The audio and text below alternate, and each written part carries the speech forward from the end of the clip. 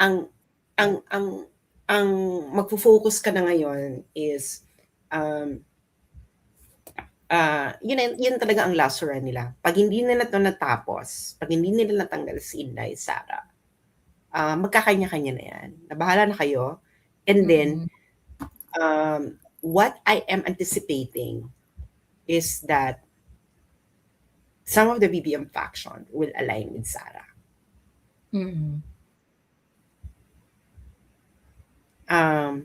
Yun na ang mangyayari. Pero may curveball. Kung matanggal yung si Sara, Sara will make sure that the candidate that will win is not among you. She will throw her support with someone. Oh, malamang the DDS faction would need leadership. Sino iboboto? At yun ang mananalo. Baka maging full-time organizer na si Inday nun kapag kunwari in-impeach si Inday. Baka maging full-time organizer si ate mo. O di mag-organizer na lang siya. Di magiging ano na lang siya. Hindi ba? O di maglalaban na lang. So, ang mananalo niyan is kung sino ang i-endorse si Sara. Kasi, girl, yung mga kampanya, ikakampanya yung injustice na ginawa niyo kay Sara.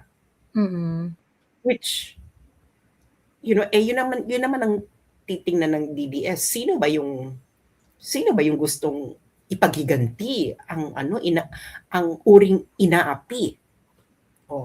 Hindi ba? Yan ang story niya ngayon. Sino ba ang inaapi ngayong panahon na ito?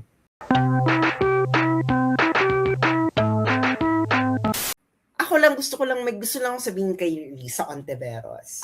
Alam mo, Senator Risa Ontiveros, lahat ng sinabi mo pinaniniwalaan ko.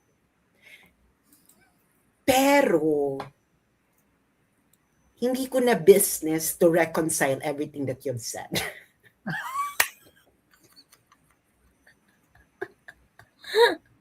Risa, no? Diyos ko. Girl, yung kay Win Gatchalian, di ba binabarubal niya nun si Win Gatchalian na si Win Gatchalian na kumita yan sa Dolomite ay sa Manila Bay Reclamation. Nako, yung mga mining ng mga Gatchalian. Tapos ngayon, waterfront project. Kasi kasabayan yan nung pang-buburaot niya kay Alice Guo eh. Exactly. Diba? Tapos, ngayong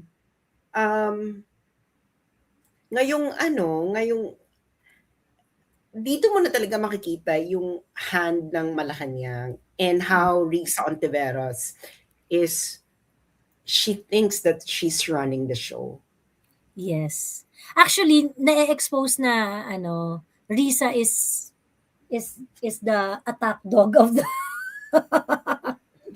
mukhang parang si Risa ang dito. Sit si ate mo. Bite si ate mo. Ano na nga siya eh. Siya na yung bitch dog yung bitch dog ng Malacanang. Bitch dog ng Malacanang. And ito na nga yung sinasabi ko sa inyo, di ba? Ginagawa naman nila to dahil she really thinks maybe pinangakuan sila na kayo na ang susunod. That is the only scenario that I think is going on behind the scene. Maybe there are other scenarios, pero that is the most plausible that I can divine at this moment in time. Kasi you need to organize the events into a meaningful story. And the most meaningful for me is that the Kakampings are in alliance with BBM because BBM might have promised na basta pag napabagsak natin si Sara, kayo na ang susunod. Nagigets. That's the only promise that I think that the Kakampings would stomach an alliance with BBM. Kasi nga, the kakampings are so hungry.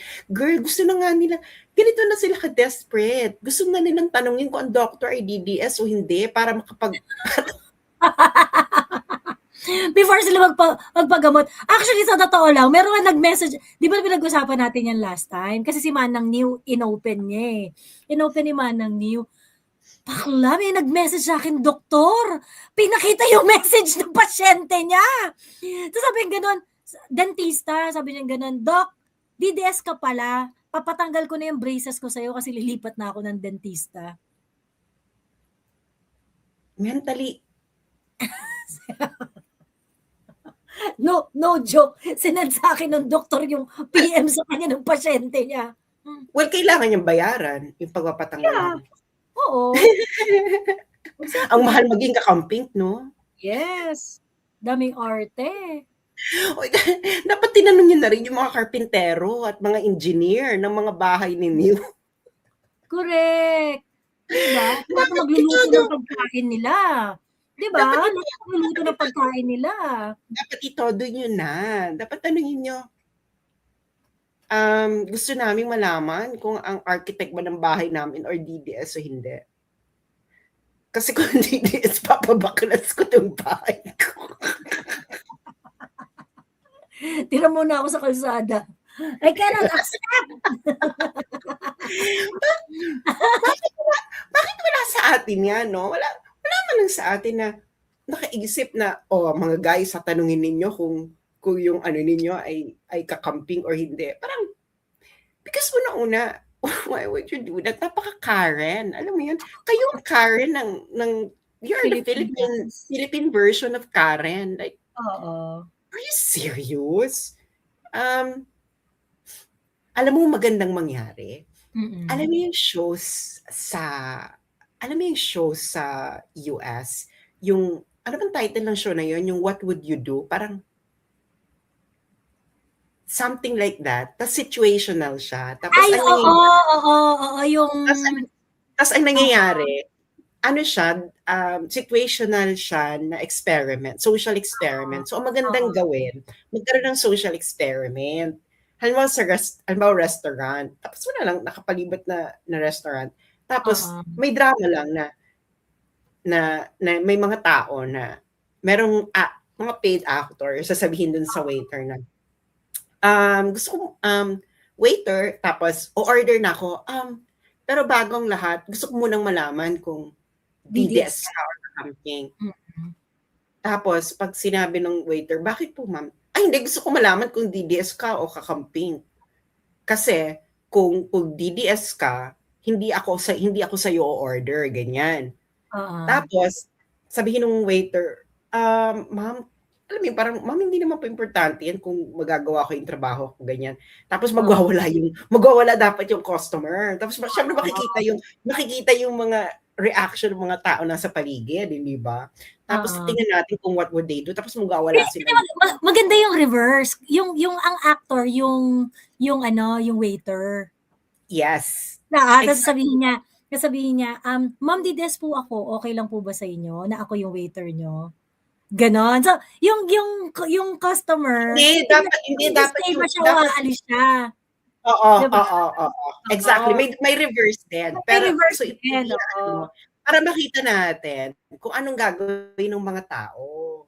When they already see this, kasi nakikita lang nila sa Facebook na, oh my God, yung mga tao. Tapos tingnan natin talagang, what would the actual Filipinos do when that situation is actually happening right in front of them? Would they be accepting of that? Di ba? So makikita mo yung mga tao kung mag-i-intervene. Tapos magwawala syempre yung customer. Ay, hindi, kailangan malaman ko kung DDS ka o hindi. Kasi ganyan. Tapos syempre, di ba? Tapos syempre yung nagwawalang customer, tatanungin niya yung mga customer, ikaw ba, hindi ba dapat kailangan malaman mo na kung DDS o kung DDS ito? Kasi kung DDS, dapat hindi tayo umorder. Ganon. Hindi ba magandang situational yan? Hindi ba magandang parang situational? Gawin nyo, please. Gawin nyo siya, please. Kasi nga, gawa natin kay Direk Darin. Kasi itong show kasi na to sa US, it will really expose what the real people, people on the ground, kasi hindi natin alam kung anong nangyayari sa online eh. Kasi right now, for example, a lot of people are encouraging that kind of thinking in order to really intensify the division. Yung mga kaming mga kambing, ganyan, ganyan, ganyan. So you are inculcating something which is very which is a real tendency for someone in power to do, na kailangan niya talagang paigtingin yung yung eksena, lalo na for example the Marcos, they don't really have a solid online presence. It's only the camping. So doon sila nagbabank on, 'di ba? So magandang gawin niya situational. 'Di ba? DDS ka ba or hindi? 'Di ba maganda 'yan? Gawin niyo 'yan na situational factor na sa kasi palengke, sa restaurant, yung mga ganun. Ganito po pet, 'di ba? Ganun, tapos gagawin yung Karen. Gagawin mo siyang Karen, 'di ba? Na kung ano, well, ganun naman talaga implication ng gusto nilang gawin, hindi ba? Tapos makikita ng mga tao na sa paligid, tapos magi-invite. Ikaw ba? 'Di ba yung nakakumakain sa kanila? Ikaw ba ayaw mo man malaman? Hindi ba dapat kailangan malaman? Kasi, politics, everything is political. Ganyan, ganyan.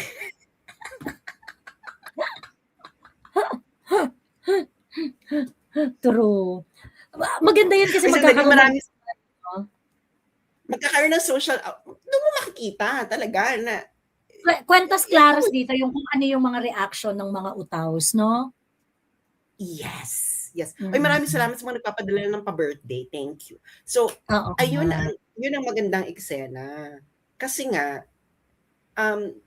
mapapamumukha mo ka sa kanila na, okay, ganito yung gusto nyong mundo. Okay, edi mag-social experiment tayo na tingnan natin kung magugustuhan ng mga Pilipino yung ganitong mundo na gusto ninyo.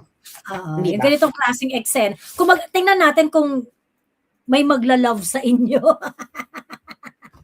Tingnan natin kung may magmamahal sa inyo pagka ganyan kayo. Kaya maganda, ganun ang gawing social experiment. Please, diba? So, it's a good idea. Kasi doon mo makikita talaga of what real Filipinos on the ground are willing to tolerate. What kind of behavior? Kasi halimbawa yung sa US, di ba? Ang grabe yung eksena nila about LGBT, etc. Pero yung mga social experiments nila doon, na mapupunta sila ng conservative area tapos magkakaroon ng ganitong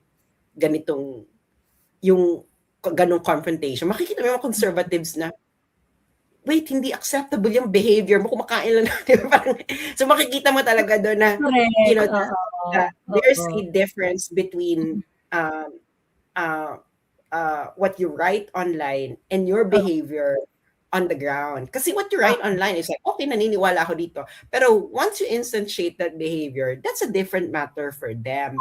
So parang merong limit of instantiating that kind of thinking, even for conservatives. So tingnan natin kung Filipinos are willing to tolerate yung gusto ng mga kakampings, ng ilang kakampings, hindi lahat ng kakampings. Siguro ito yung the deranged and mentally ill kakampings.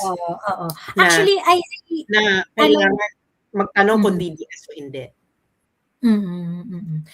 Maganda ka nga yan kasi I spoke to a mild kakamping. Tapos mga ilang TikTok ago's na to. Ilang TikToks ago na to.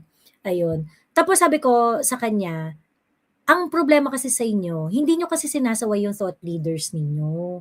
Or kung sino man yung mga kapwa nyo kakamping na sobrang rabid. Ganon. Yun yung difference natin. Yung mga Duterte-aligned personality kasi, kami nga nag-aaway-away. Kami nga hindi kami nagkakasundo-sundo eh. And that is okay. That is fine. 'Di ba? Pero lahat kami, alam namin, Duterte-aligned yung politics namin. Yung mga kakamping, hindi nila sinasaway yung mga asshole nila. So yung mga kupal sa kanila, mapangmata, yung mga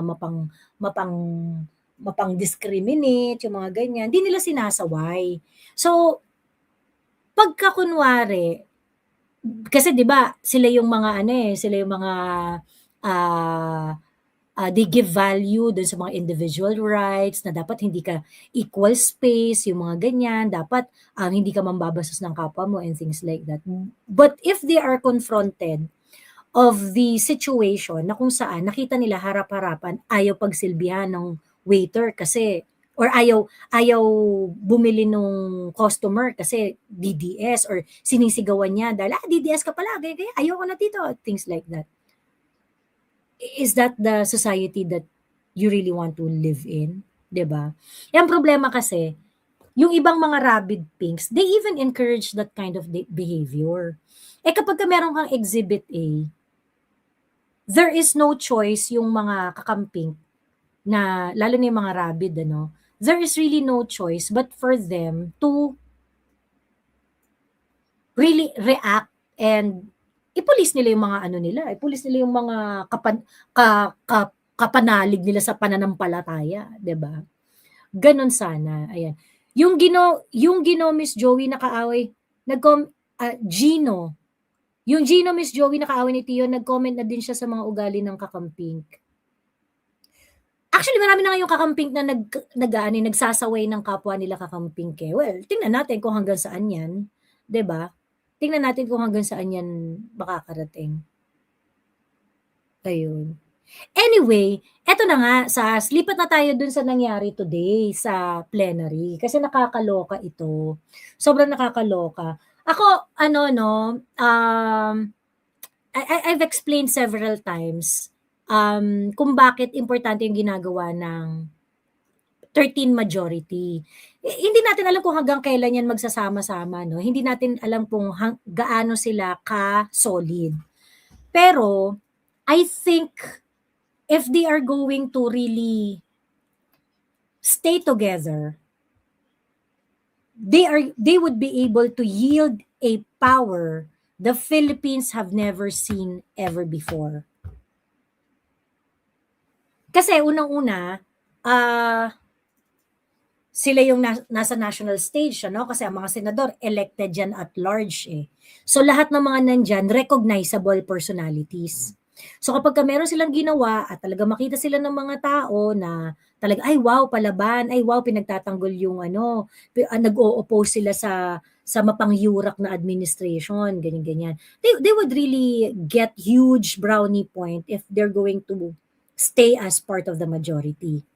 That's number one. In terms of them staying together.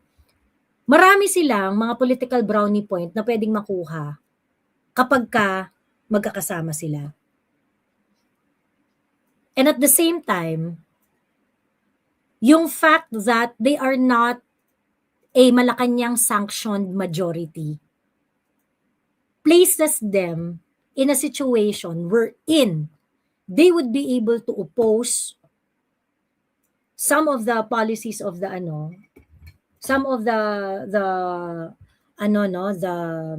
kumpas of Malacanang without any luggage, without any parang side trip sa kanila na walang commitment sa kanila yung Senate majority. And so they would be able to do what they think is important legislatively. 'Di ba? Ayan. Joey, sinabihan ko yung friend ko na kakamping kanina na napakaganda ng ginawa ni Aimee kasi na-force ang minority na mag-put on record na anti-con as sila. Hindi daw maganda kasi hearsay daw yung video. Bakit? Ano ba yung nangyari kanina? Hearing ba yun kanina? Makapag-hearsay sila. Okay? Makapag-hearsay. Ang weird ng mga ganyan, yung nagpo-put up sila ng mga rules on evidence ng mga irrelevant siya sa nangyari. Hearsay siya o hindi siya hearsay, it doesn't matter. You want an election in 2028, right? So if you want an election to happen, the best way to do it is to commit. Make everyone commit na merong election na mangyayari sa 2028. Ayun. Anyway, so babalik lang tayo.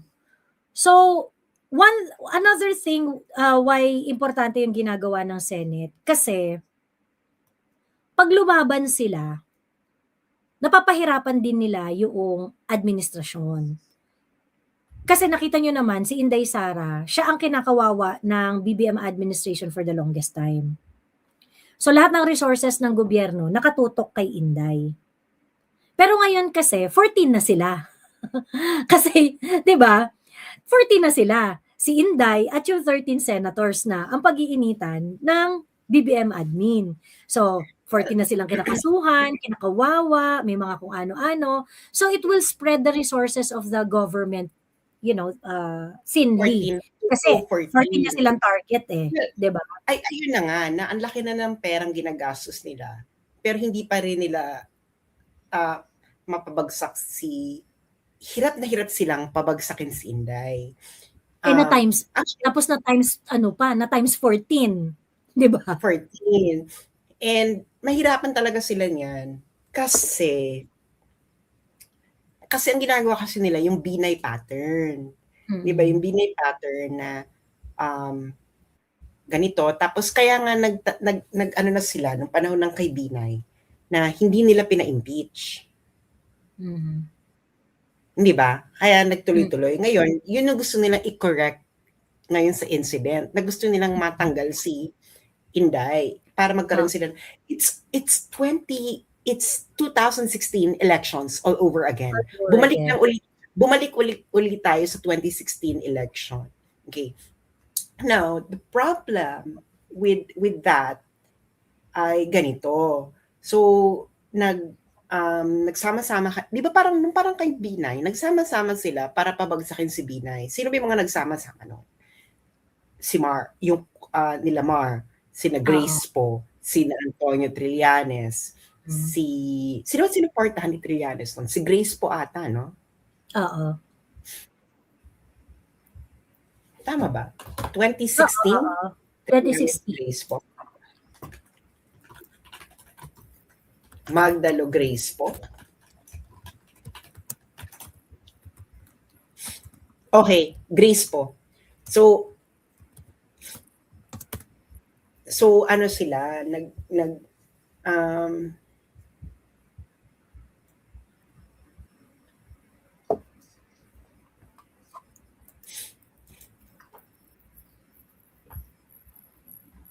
nag-grace po.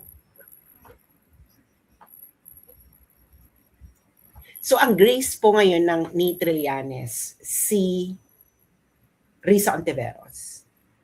Oo. Si Risa Ontiveros ngayon yung grace po niya. So, ngayon, nagsama-sama sila lang. Tapos nag-away din sila in the end. Ganun lang naman mangyayari niyan. At mas matindi ang away nito kasi I'm pretty sure the house of BBM and Momshi, girl, whatever they did for you, they know. Yung mga inalaw ninyong corruption, they know. Kaya nga, di ba, biglang, ay bakit si Katuning biglang merong listahan? Bakit may biglang Parisa Ontiveros? Wala, alam mo yung, hindi nga wala remember, hindi nanggaling sa mga DDS yung insertions ni Risa. Oo. Hindi nga natin alam yan eh. Kay Katuning. Sa House of BBM and House of Momshi, ibig sabihin, baka si Risa, baka pumapalag. Baka nung panahon na yon, Senator Risa, if you are being held hostage, blink twice. Sa akin lang, yung ganyan ganyan kadala. Ano pala, wink twice using your left eye. Ganyan. Ganyan ka, malalaman na namin. Na you are being held hostage against your will. Kasi, girl. All of a sudden, binanatan siya eh, no? Eh, wala namang nagtatanong, alam mo yun. Oo. Baka nagtaray si ate, di ba? Nagtaray si ate. Tinarayan ni ate si Mamshi. Sabi ni Mamshi, ay, arte yarn? Pa. Hindi ba? 3 billion insertion. Bakit bakit biglang may Risa Ontiveros na lumitaw? At hindi nanggaling sa DDS. Gusto ko lang sabihin sa mga kakampings, hindi po nanggaling sa mga DDS ang immaculate insertion ni Risa. Yan ay nanggaling sa kaalyansan ninyong sina BBM. Ngayon, huwag niyo i-blame kung sinakyan ito ng mga DDS dahil natatawa lang kami sa inyo. Anyway. Pero, you have to, yung source, ang inyong imbiyernahin. Di ba kaya nga nagalit si Katunying na, can you imagine, nilalusog kami ng mga kakampings na sinasabi, inaatake si Zoe na anak ko na may ganyan, na wini-wish nilang bumalik uli ang Keme, Emerald, di ba? Kayo nag-away-away niyan. So, yan ang pre-taste ng awayan, ng future awayan, pag matapos na itong ng future awayan nila. Oo. Iyan na yan. At mas matindi, di ba? Mas matindi yan, di ba? So, tayo, ihanda nyo ng pinakamaraming popcorn, boy bawang, lahat ng crunchy, kasoy, ano pa ba? Almonds, si mga sosyal, macadamia nuts. Ay, wag chicharon. Let's keep it healthy. Baka atakihin kayo sa puso. Ano pa ba? Ganyan, mga cornic, di ba? Mga piatos. Pang-asal lang. Piatos. Ihanda nyo na ang maraming yung piatos. Ayan. Yun ang gamitin yung pang, So, ready na walnut, dragon seed, mani, lahat. Anong mani yan? Nilaga o inadobo?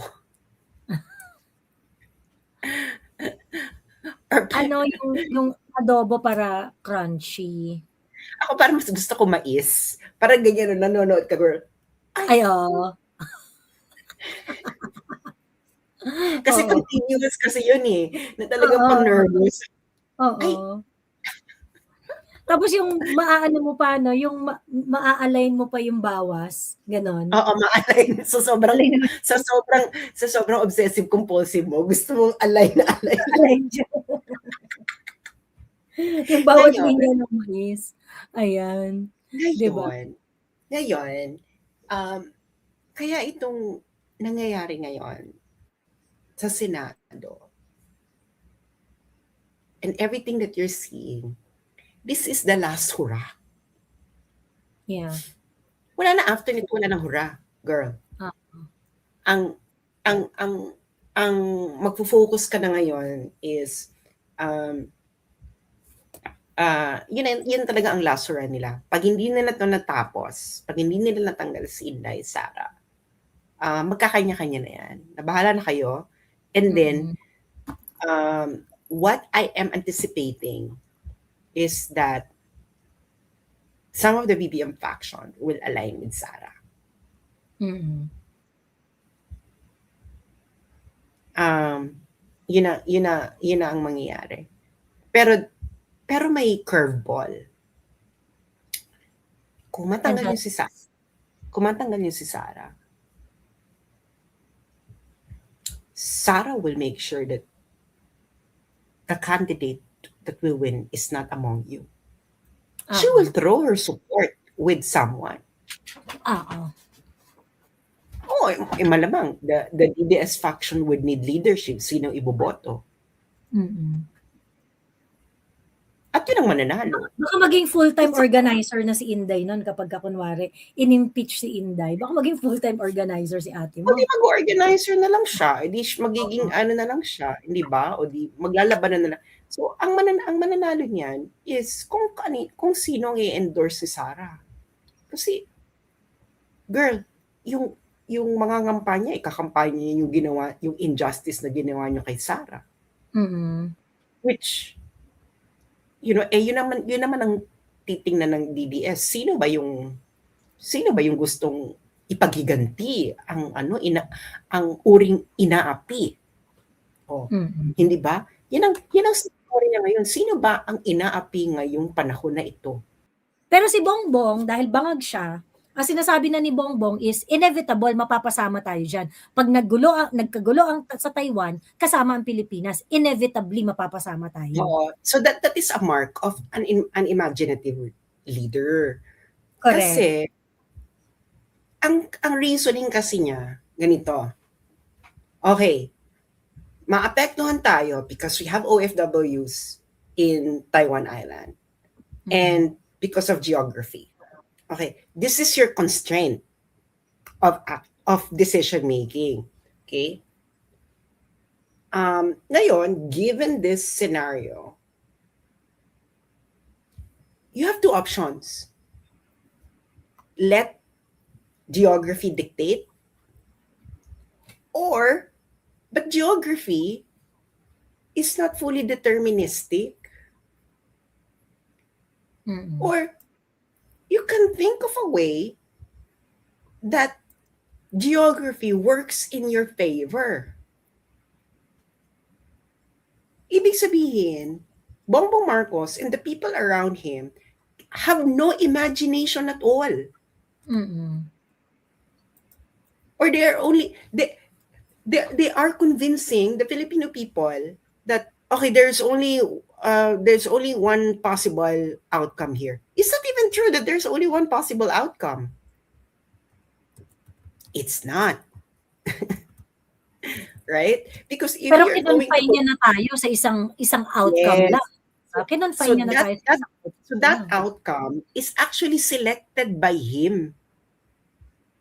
It was not a result of a deliberation, because if you're going to tell me that there's only one possible future, I will not believe you. Because the future, by definition, is indeterminate. It has multiple pathways. Okay? So, mathematically speaking, you're incorrect. You are only mathematically correct if you already committed the Philippines into that pathway. Kaya yung sinasabi ni Joey na kung magtino kang leader, you know that that pathway will lead to the destruction of the Philippines because there's no other ending in that scenario other than the destruction at least of Luzon, which which might be okay, fine. Leads to that. I have nandiyan sila Joey, nandiyan ang mga friends ko. Hindi pa sila kalipat ng Davao. Which would probably lead to the destruction of Luzon, at least Ilocos and Cagayan, Batanes, etc. Why would you want that? If you're matino kang leader, bakit yung path of destruction yung kukunin mong path? Ano bang ending ng path na yan? Hindi dapat sabihin mo sa amin, anong ending yan? Ang ending ba niyan is, oh my God, we will go to magkakaroon tayo ng peace on earth, etc. We will be flourishing, etc. Pero when you already know that if you already know that the path that you're taking is papunta ng bangin, wouldn't you want to explore another path? But of course, they wouldn't want, ganyan. So, ibig sabihin, na-achieve ni Senator Amy Marcos ang kanyang political goal. Yes. Put it on record, yung mga sinabi ninyo. Oo. Ngayon, dahil nakaput on record na yung mga sinabi ninyo na hindi kayo nag-agree sa CONAS and gusto nyo ng 2028 election. Kitang-kita ng madam, nagbago isip ninyo, di ba? Bakit nagbago yung isip ninyo? Oo. Baka ngayon kasi, okay pa kami, 2028 kasi may chance pang ma-impeach si Sara. Pero pag hindi na na-impeach si Sara, ay naku, magbabaliktaran na yan. Noel na tayo. Noel na. Correct. Hindi kasi look at this from the perspective of BBM, the House of BBM and the House of Mamshi. Okay. What is what there might be their future, the future they want for themselves might be to either continue the way things are, continue as is, where is sila pa rin, or the next government would be under their control. That they would be the power behind the throne. Nagigets niyo? Nagigets niyo? Bakla nagigets mo ba? Huwag ka masyadong chismis ng chismis. Nagigets mo ba? So yun ang kanilang interest, no? The future that the Kakampings want. Kami ang future, ganyan ng Kakampings, di ba? Aminin nyo, kayo mga Kakampings, for the Kakampings, you want to be the future. Kaso, itong dalawa, the both futures have a blockage. And that is Inday Sara.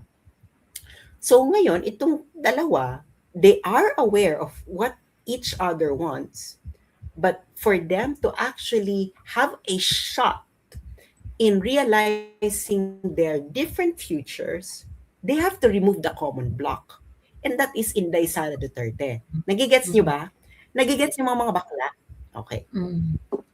Okay. Now, the problem is,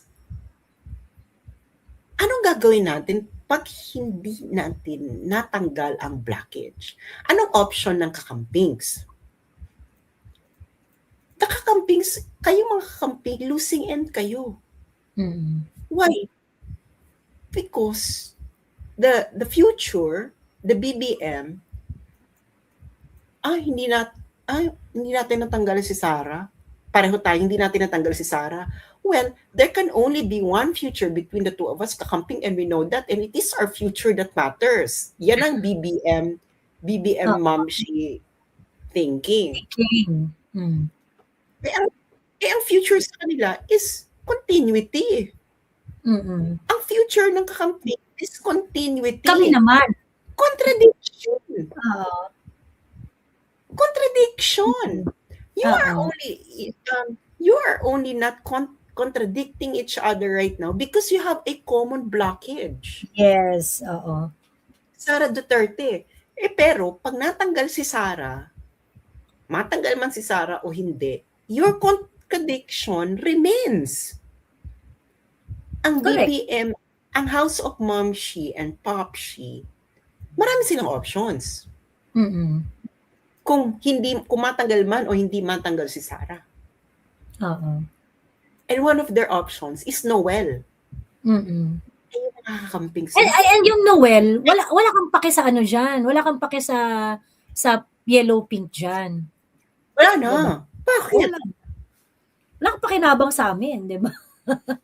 Wala kang pakinabang sa Noel. Noel is a continuity option. Noel is a mechanism for continuity. For continuity, Cheating is a mechanism for continuity. Martial law, because kung matopak si BBM at makipag-gera boom sa China, is an option for continuity. So, anong options niyo mga Kakamping for discontinuity? You're only shot for discontinuity is to remove Sara. Maliit yung space Sara, maliit yung space ng mga Kakamping. Maliit yung strategic space nyo for discontinuity kasi ngayon if you are for discontinuity, Kakamping, how are you now going to challenge the continuity mechanisms of BBM? Yan ang tanong. Correct. Lalapit kayo sa lalapit kayo sa Jumerica. BFF na eh. Correct. Na isang lana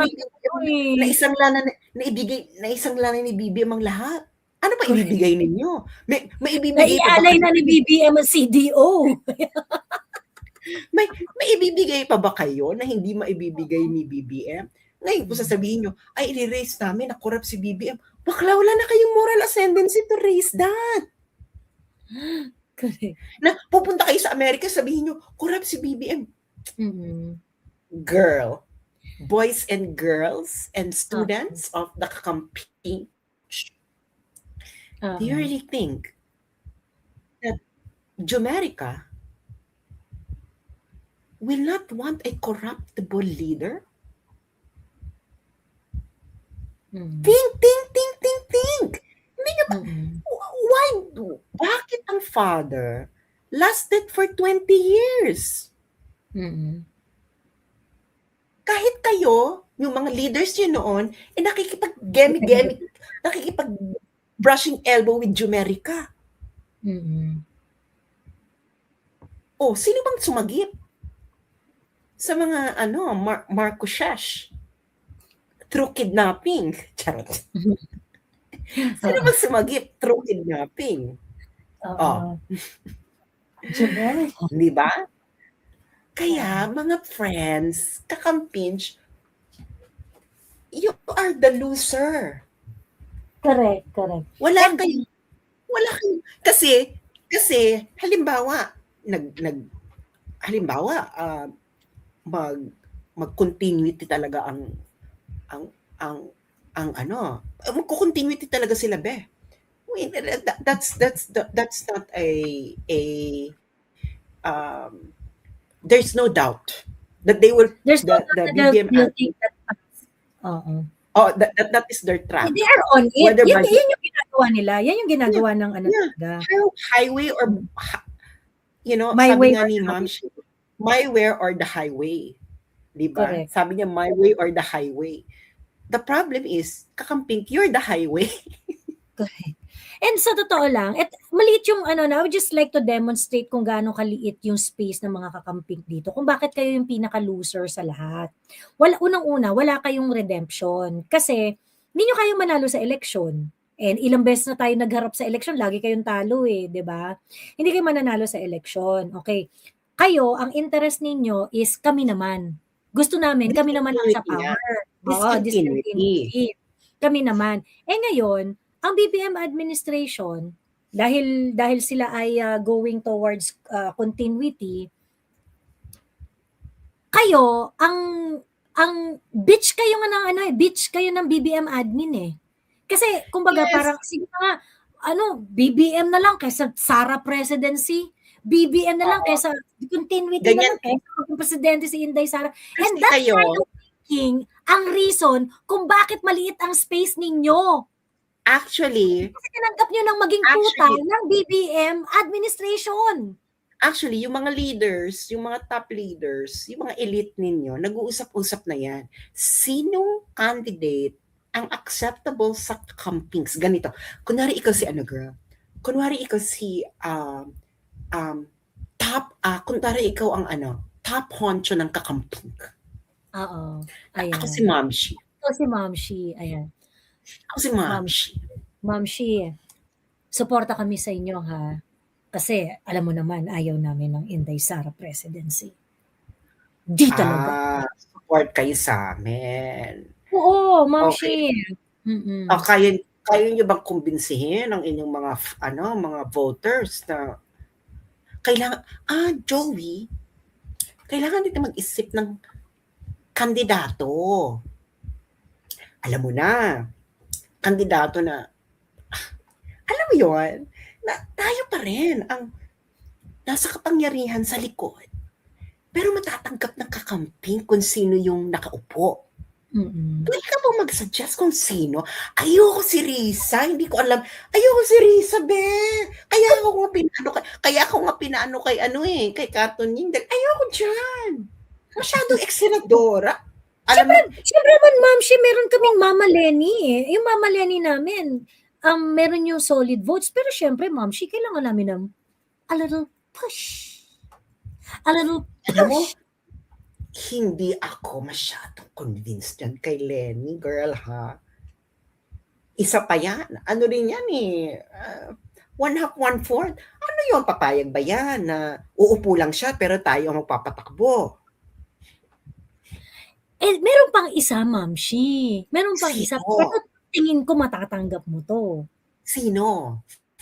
Edi si Marimar.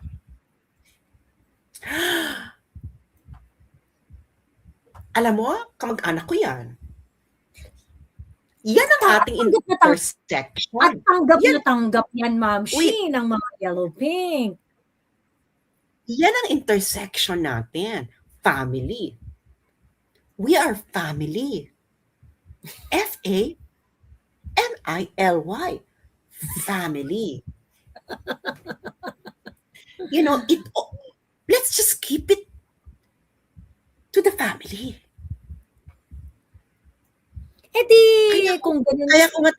Kaya ko nga tinanggal yung isa yung nag-e-eksena na gusto niya na siya ang isang Romy. Sabi ko, wait, di ba pwede? Ano ko? Ikaw? Romy? Kami pa rin. Kaya ko nga pinabagsak si Romy.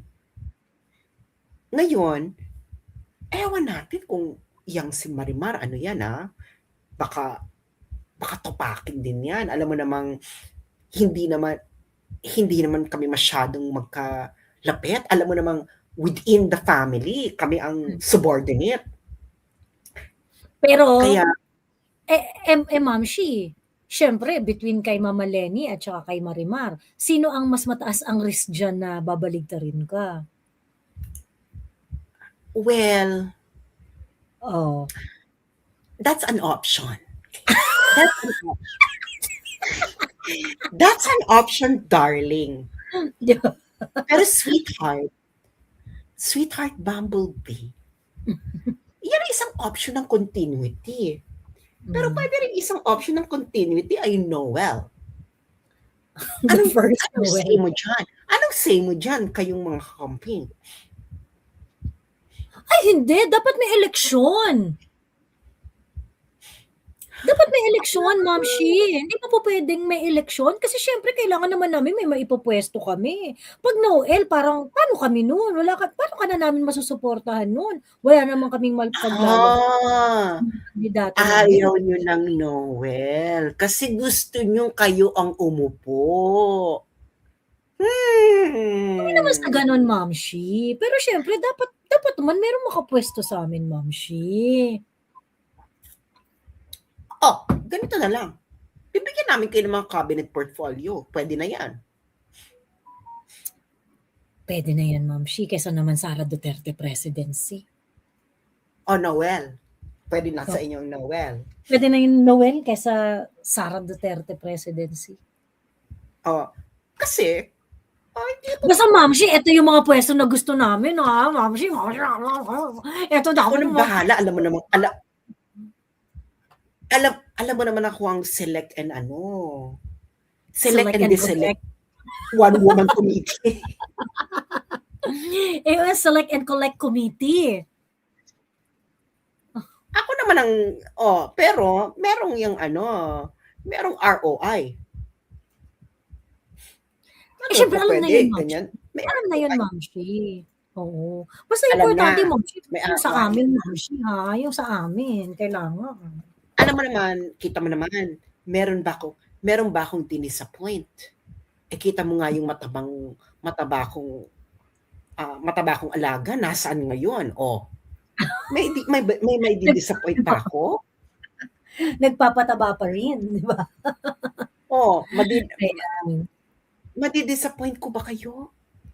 Basta, alam mo na, ang eksena, tuloy-tuloy Ma'am Shi, the best ka talaga kaysa Sara Duterte presidency. Paano na niyo naman kukumbinsihin ang mga followers niyo? Magkano ba nabibili ba yung mga yan? Yung mga thought leaders sa social media? Ano ba yan? Magkano ba yan? Magkano? Tell me. Tell them to tell me what's their price to support continuity.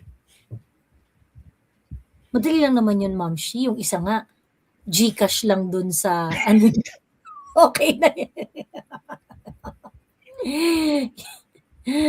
yung isang thought leader nila, di ba? Papa-GoFundMe na okay na nga sa kanya yung Kung mag-alala, Ma'am Shi. Consider it done, Ma'am Shi. Consider it done. So, walang eksena. Oh, itong si Ma'am Shileni, binigyan na namin ng 500M. Pwede na yun sa kanya. Oo naman, Ma'am Shi. Okay na yan. Okay na yan. Pwede na naman siguro yung kay Ma'am Shiel, no? Yung 500M. Pagkatapos na kaming dayain, okay na yan. Ngayon kung papalag ka, edi i-raise namin yan. Nasa amin na lahat ng, kami na sa kapangyarihan. Pwede namin i-raise na, at walang prescription na nandaya ka. Tigilan mo kami. At hindi ka sasalbahin ng mga totoong nandaya for you because yung mga totoong nandaya for you are now with us.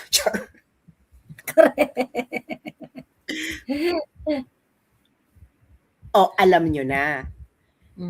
Alam nyo na ang scenarios. Nakakampings want discontinuity. The BBM Mamshi wants continuity in any shape or form. Basta, either they are the power on the throne or they remain the power behind the throne. Yeah. Because if they are not the power behind the throne, either the Kakampings or Sara would go after them. Oo. I would just like to emphasize, no, kaya itong mga kakamping, huwag kayong mayabang.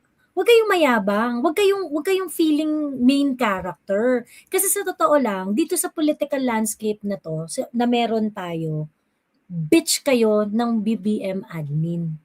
Wala kayong sinabi. You're just going to, kasi at the end of the day, ang magiging isip ninyo is, Marcos administration is better than a Sara Duterte presidency. Hanggat ganyan ang pag-iisip ninyo, kakain lang kayo ng kakain ng tae forever. Ganon. Ngayon, yung mga kakamping dito na nag-iisip, okay? Yung mga kakamping dito, kasi meron namang mga reasonable kakamping Merong mga kakamping na magkamatayan na, pero hindi kami aalay sa mga Marcoses. Now is the time to show up and call out your own flock. 'Di ba? Bakit hindi option dun sa ibang mga kakamping ang Sara presidency? 'Di ba? Kasi magkakaroon lang kayo ng option kung tatanggapin nyo ang Sara presidency. Dun lang kayo magkakaroon ng option.